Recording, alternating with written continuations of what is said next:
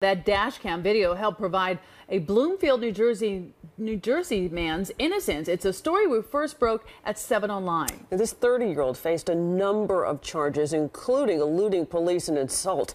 Investigative reporter Sarah Wallace obtained the dash cam tapes, and she spoke exclusively with him. Sarah? Well, Diana and Sade, quite a turnabout. All of the criminal charges against Marcus Jeter have been dismissed. 2 Bloomfield cops have now been indicted. A third quietly pleaded guilty to tampering and retired. It's all because of video the cops may have tried to hide. Get out the car! Get out! This is the Bloomfield Police Department's dash cam video that prosecutors say they never saw when they pursued criminal charges against 30-year-old Marcus Jeter. Notice his hands in the air. He was charged with eluding police, resisting arrest, and assault. And also notice who throws repeated punches. If the tape hadn't surfaced, I was going to be doing jail. The incident began when cops were called to the Bloomfield home Jeter shares with his girlfriend. No charges were filed, and Jeter says he left after briefly talking to officers. they say you were eluding them. When they were behind me with the lights on, I pulled right over, you know. So you weren't trying to escape? No, I wasn't trying to escape. In a video from the first police car, prosecutors did see Jeter stops on the side of the Garden State Parkway. The cops pull out guns. Why didn't you just get out of the car? Because I was afraid.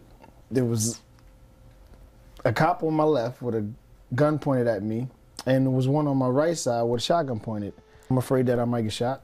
If you got out? Mm-hmm.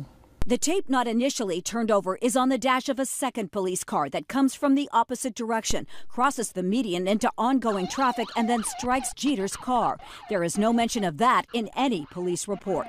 When Jeter first told his attorney that part of the story, it was incredible. I didn't believe his story at that particular point in time. So you finally believed him then? Yes. The next thing I know, as he's coming around the car, the glass gets busted, and all the glass goes in my face.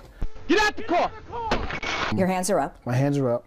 As soon as he opened the door, one of the officers reached in and just punched me in my face. As he's trying to take the seatbelt off, he's elbowing me in my jaw.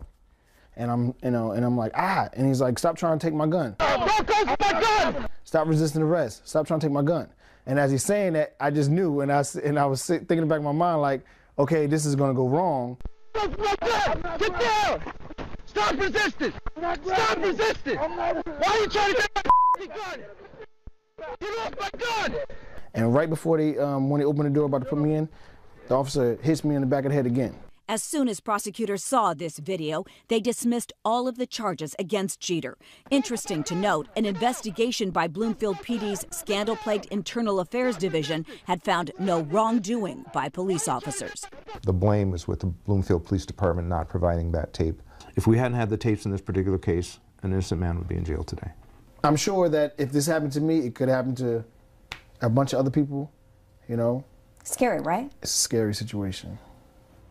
And we were there exclusively today in Essex County Court in Newark, where Bloomfield police officers Sean Corder, there on the left, and Orlando Trinidad, who you will see here on the right, were arraigned on charges including conspiracy, official misconduct, and falsifying reports. Trinidad is also charged with aggravated assault. They pleaded not guilty. By the way, you can watch much more of my extended interview with Marcus Jeter on our website, 7 Online.